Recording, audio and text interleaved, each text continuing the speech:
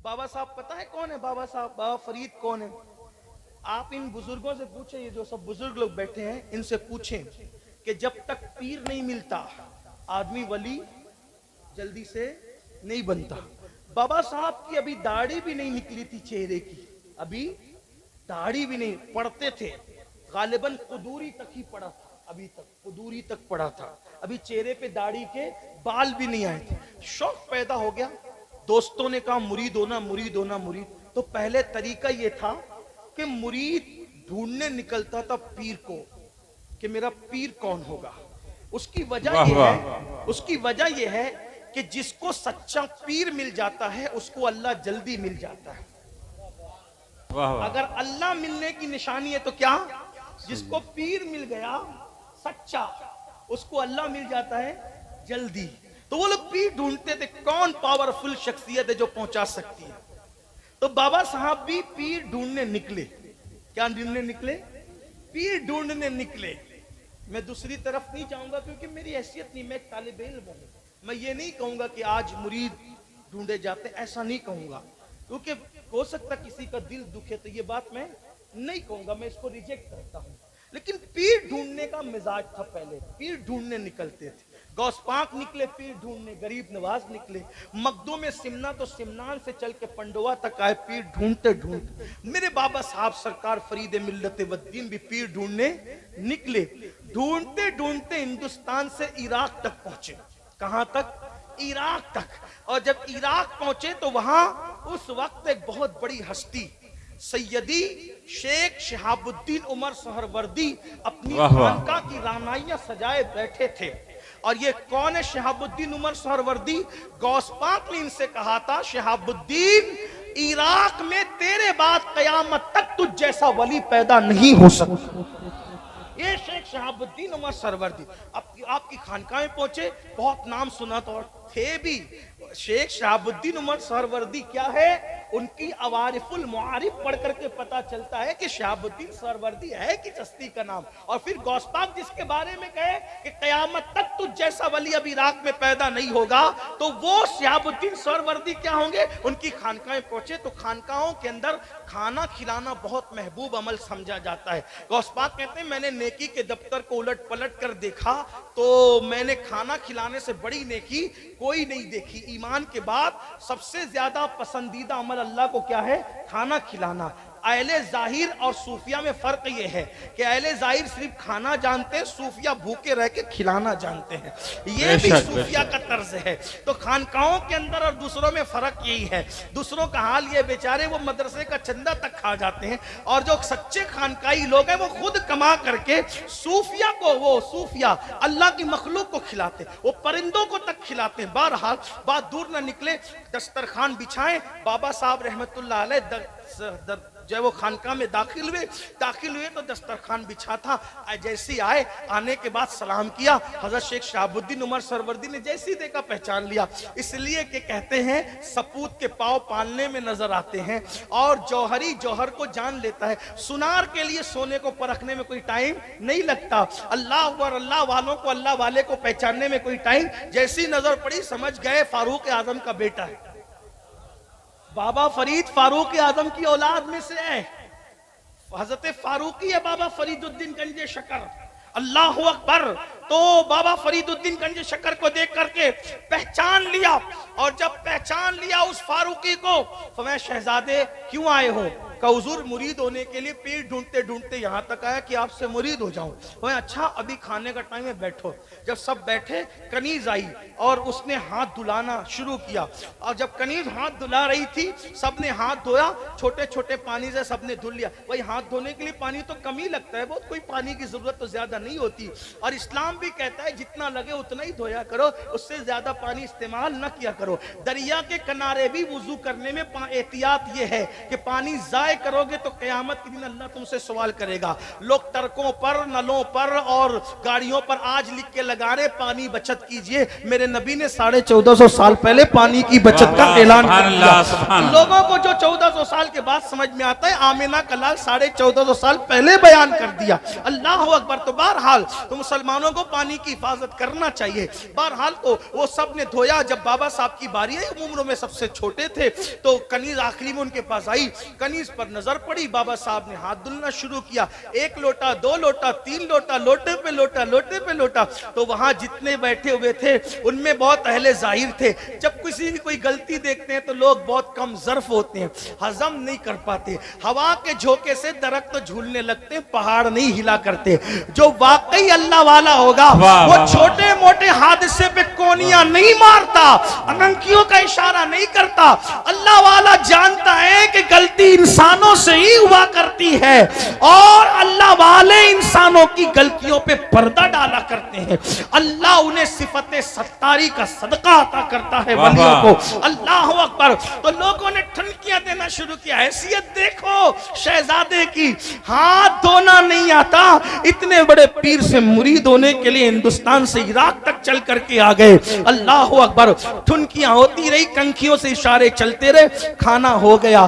तो अब हाथ धुले तो बहुत मुख्तसर पानी से, भाई खाने से पहले कम पानी लगता है कि खाने के बाद कम पानी लगता है? और खाने के बाद तो हाथ भरे होते, खाने से पहले तो नहीं होते। अगर ज्यादा लगना है तो खाने के बाद, लेकिन खाने के बाद कम धुला, खाने से पहले ज्यादा।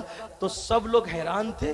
तो हजरत शेख सिहाबुद्दीन उमर सरवर्दी समझ गए शहजादे को मतऊन किया जा रहा है, उसके लिए कंखियां लगाई जा रही है, कोनियां मारी जा रही है, इसके लिए बदगुमान हो रहे लोग। पर्दा उठा के बता दूं आने वाला कौन है। कहा शहजादे तेरा नाम क्या है? मेरा नाम मसूद है। मेरा नाम मसूद है।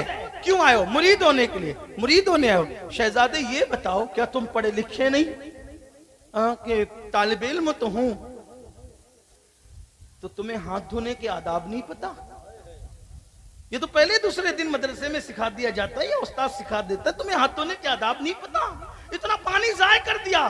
कहा हुजूर कहना नहीं चाहता था, लेकिन पूछ लिया है तो गुस्ताखी की माफी चाहता हूं। गुस्ताखी की माफी चाहता हूं। खानका आपकी है लेकिन तसर्रुफ किसी और का हो गया है, तो माफी चाहता हूं। बताऊं मैंने हाथ क्यों धुले? कहा हुजूर जब हाथ धुलाने के लिए कनीज आई ना, तो मैंने देखा तो उसकी पेशानी पे मेरी नजर पड़ी। उसकी पेशानी पे मैंने उसकी तकदीर पढ़ी, जहन्नमी लिखा हुआ था। मुझे ख्याल आया इतने बड़े पीर की खानका में ऐसे ऐसे उलमा की खिदमत करती है, मशाइख की खिदमत करती है, फिर भी जहन्नम में जाएगी।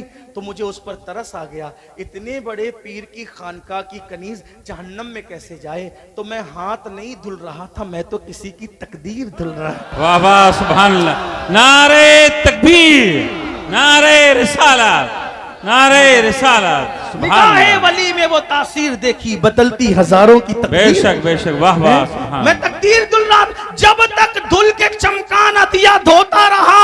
ये लोगों की नजर का धोखा है। हम पानी नहीं बल्कि किसी की तकदीर जगमगा रहे थे। तब हजरत शेख शहाबुद्दीन ने कहा अरे मुरीद होने से पहले तेरा ये आलम है, तो मुरीद होने के बाद तेरा क्या आलम होगा? इसलिए तेरा हिस्सा मेरे पास नहीं है। जा मेरा भाई दिल्ली में बैठा है, कुतुबुल अख्ताब कुतुबुद्दीन बख्तियार काकी, गरीब नवाज का जानशीन, उसी का मुरीद हो जा। तेरा हिस्सा उसके पास है। तुझ जैसा मुरीद उसी पीर के पास जाना चाहिए और वहां की रहनुमाई की। अब जब बाबा साहब पहुंचे तो भी पीर से वो इश्क की बात, ये इश्क की चली।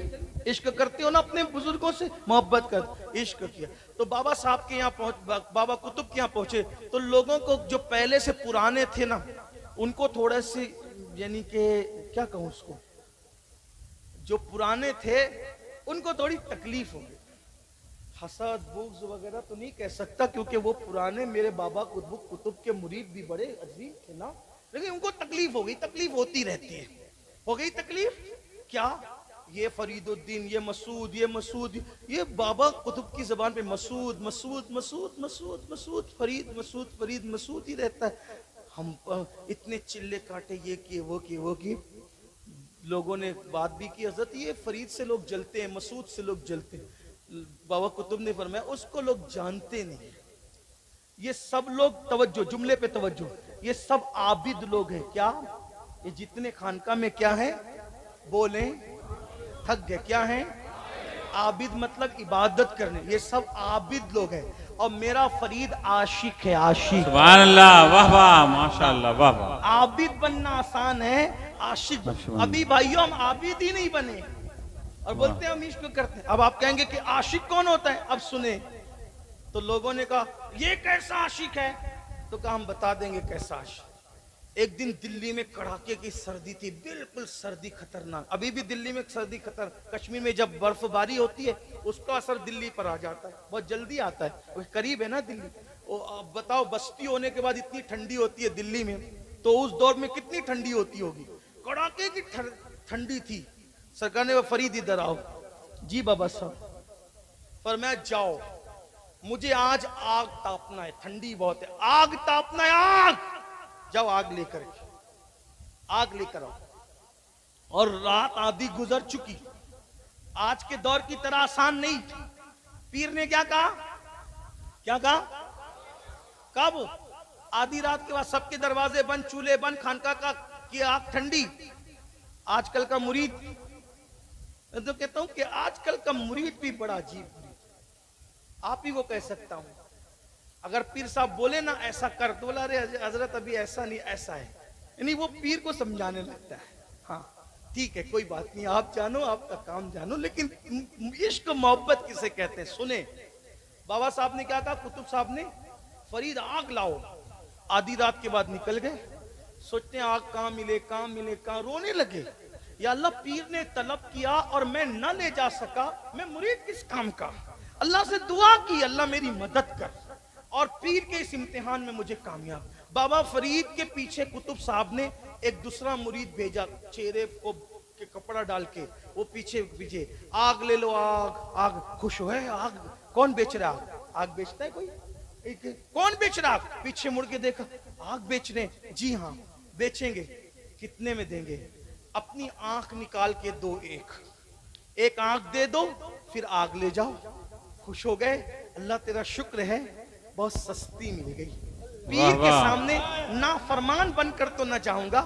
उससे कहा कि आपके पास कोई छुरी चाकू है? हाँ है। तो निकाला, आंख काटी और आंख काट के रख दी, ले जाओ, सस्ता सौदा है। पीर की नाफरमानी तो न होगी, पीर की बात खाली तो न जाएगी, पीर की बात टाली तो न जाएगी। आंख पे पट्टी बांधी और पट्टी बांधकर खानका में पहुंचे। मुर्शिद आग हाजिर, आग दे दी। आग की तकलीफ आसान थी, लेकिन पट्टी बांधी। इश्क में जो कुर्बानी दी जाती है, न वो जताई जाती है, न वो बताई जाती है, न वो छापी जाती है। वाह वाह। ये जो लोग कहते हैं ना, मैं तहज्जुद भी पढ़ता हूँ और मैं रोजा भी रखता हूँ और मैं इतने पारे पढ़ लेता हूँ, मेरे अजीज, हम ताजिर बन गए, आशिक न बन सके। इसलिए कि तिजारत में छपाई होती है, इश्क में छपाई नहीं होती।